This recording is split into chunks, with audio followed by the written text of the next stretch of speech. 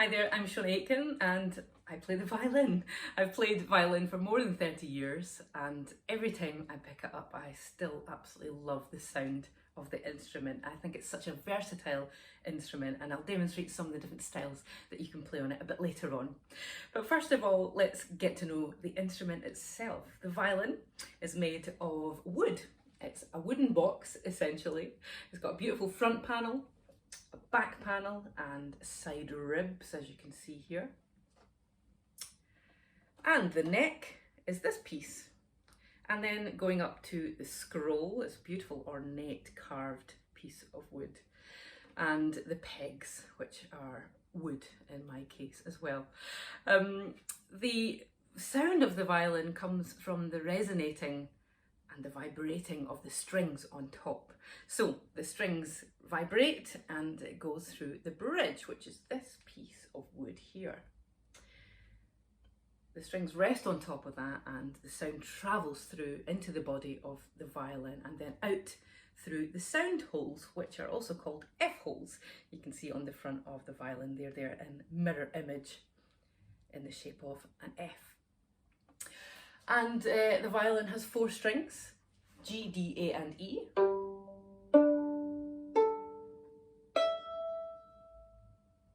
You can pluck them like that, you can play it with a bow.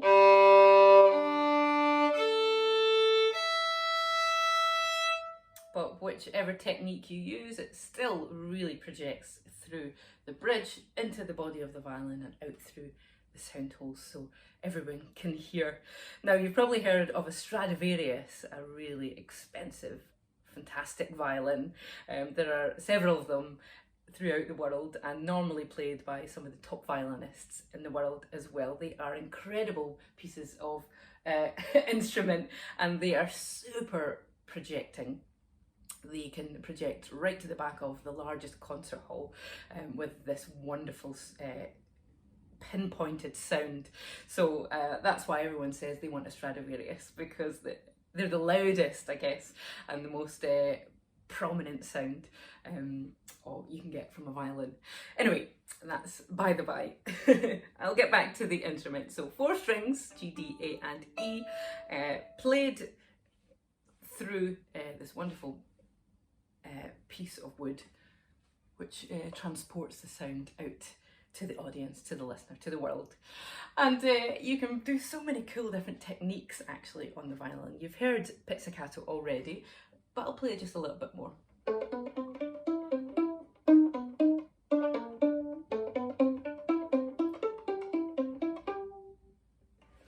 You probably recognise that tune. You can use the bow, which is also made of wood. It's got a wooden stick at the top and then this flat piece here is horsehair. So you can use the bow to play.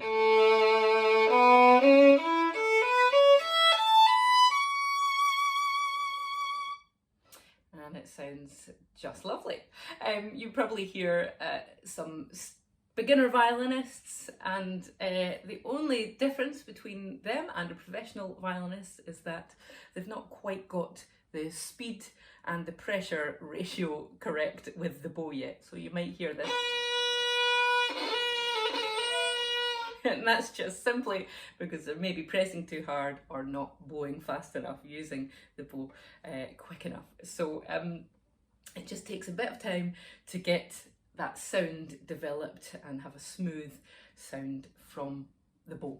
But it's definitely worth persevering with, I would say. So some other cool techniques you can do on the violin. You can play tremolando or tremolo.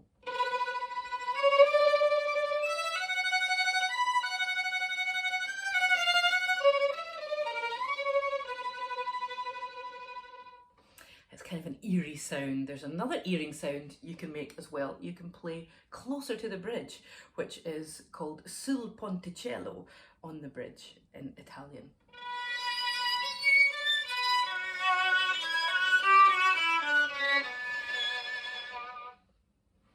Now that kicks off some really cool overtones, like extra harmonics you can hear, and so it creates a really glassy sound. The converse to that is playing sul tasto on the bridge, which, sorry, on the fingerboard I should say. This is the fingerboard here, this black piece. And when you play on the fingerboard, it's a lot softer sound.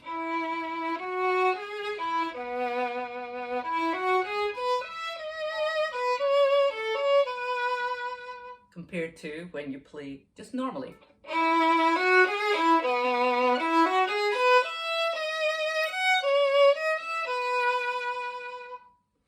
You can also play col legno, or with the wood, which means with the wood of the bow. So normally you would play a flat here like this, but if you're playing col legno, you would turn the bow around and use the bow to make a sort of plucking sound, or like a cimbalum, or one of those excellent Hungarian instruments you can hear.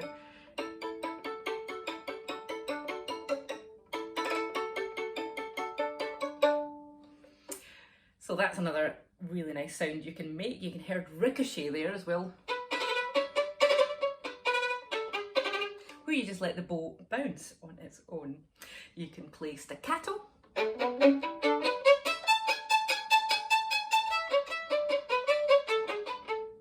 You can play legato, which is long.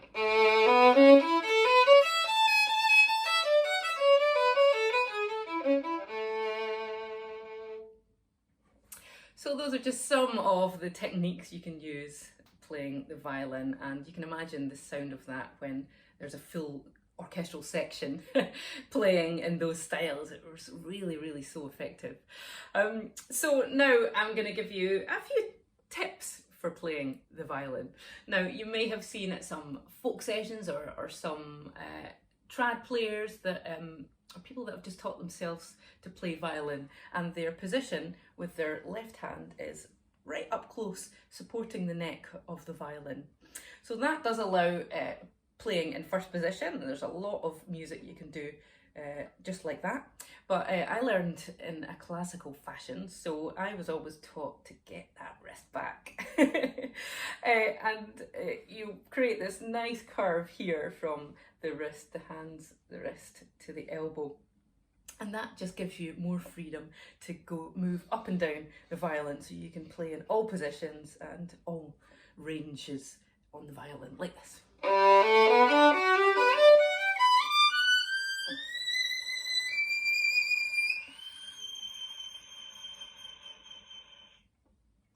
So it really does go quite high, doesn't it? My second tip is to play with a flat here. You'll get the most resonant sound if you're using the most hair of the bow. So I'll just show you a bit closer.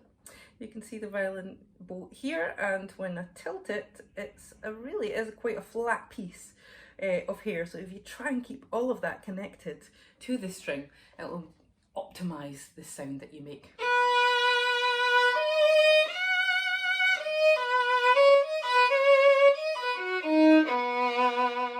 As opposed to using just a section of the hair. Sometimes you can tilt it a little this way to make a softer sound.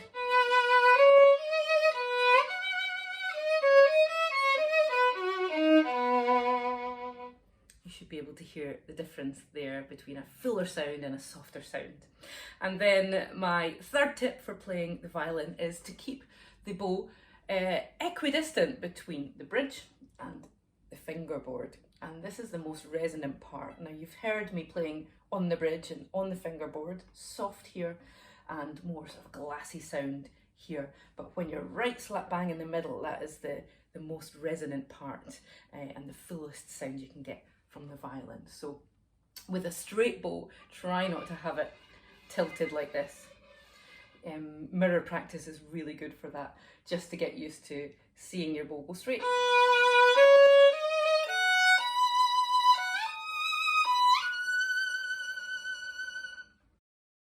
So I'd like to demonstrate some different styles that you can play on the violin. I grew up learning classical music, but also I had Scottish traditional music in my home. My dad played accordion, so I grew up learning all these Scottish tunes, such as this Strathspey.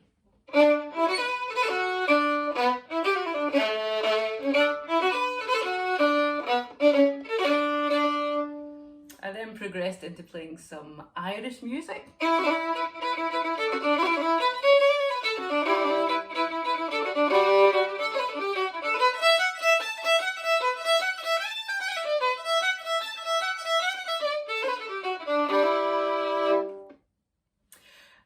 I was learning classical as well, things like Vivaldi.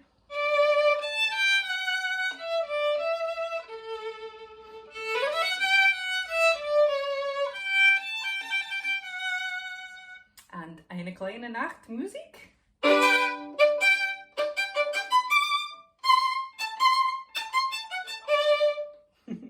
And then I grew an absolute love for jazz music, which is now my massive passion. I love the gypsy jazz genre, which is made famous by Stéphane Grappelli, who was a French violinist, and Django Reinhardt, the guitarist. And this is the kind of music that they would play.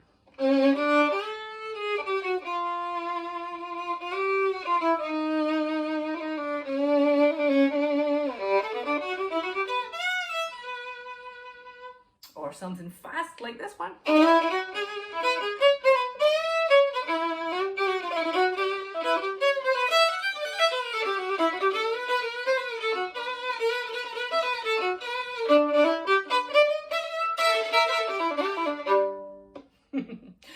I also love to play a bit of country and bluegrass.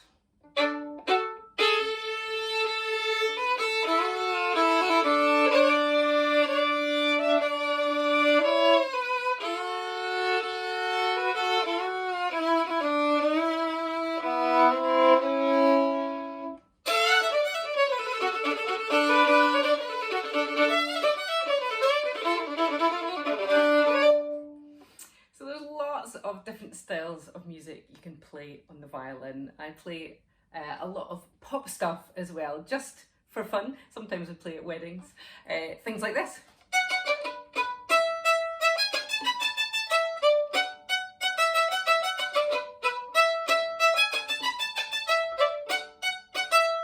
A bit of aha, Take On Me.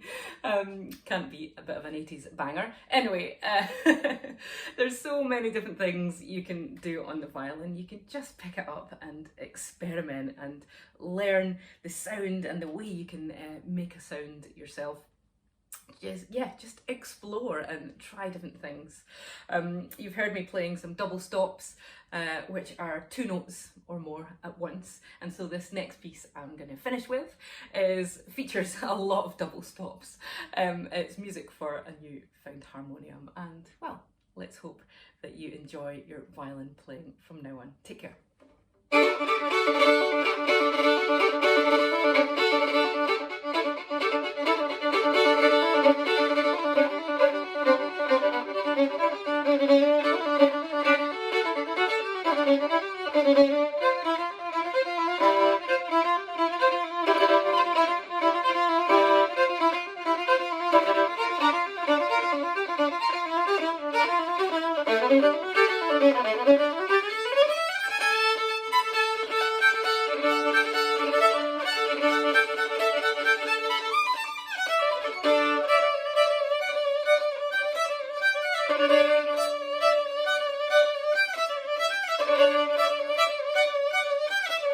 Thank you.